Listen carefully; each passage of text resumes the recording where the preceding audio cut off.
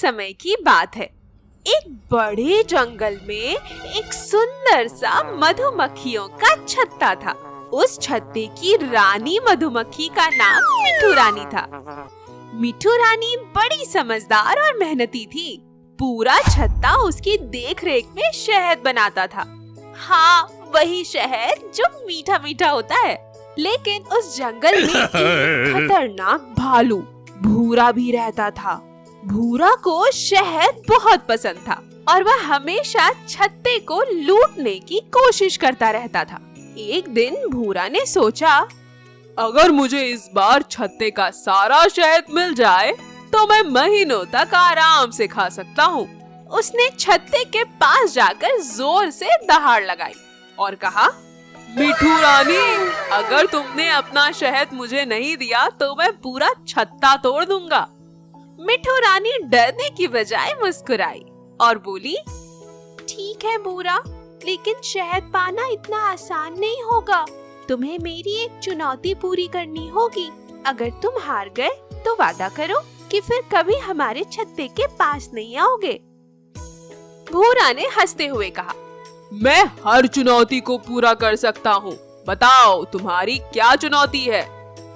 मिठू रानी ने एक फूल की ओर इशारा करते हुए देखा।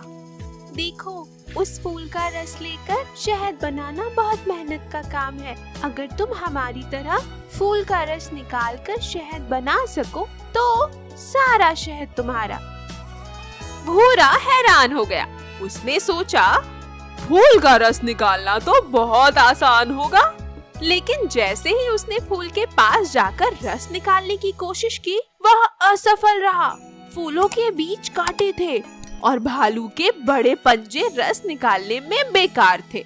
भूरा थक कर बोला, यह तो बहुत मुश्किल है, मैं यह काम नहीं कर सकता। मिठू रानी मुस्कुराते हुए बोली, यही बात है भूरा भैया, शहद बनाना मेहनत, धैर्य और समय मांगता है। यह काम मधुमक्खियों का है। अगर तुम मेहनत नहीं कर सकते तो हमारे शहद को पाने का कोई हक नहीं है तुम्हें। भूरा को अपनी गलती का एहसास हुआ। उसने वादा किया कि वह अब कभी मधुमक्खियों को परेशान नहीं करेगा और अपनी मेहनत से खाना ढूंढेगा।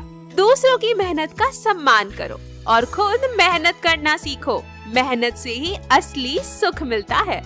उस दिन के बाद भूरा भालू ने कभी मधुमक्खियों के छत्ते को तंग नहीं किया और जंगल में सब खुशी खुशी रहने लगे। जल्दी जल्दी लाइक करो गाइस और सब्सक्राइब करो हमारे चैनल को।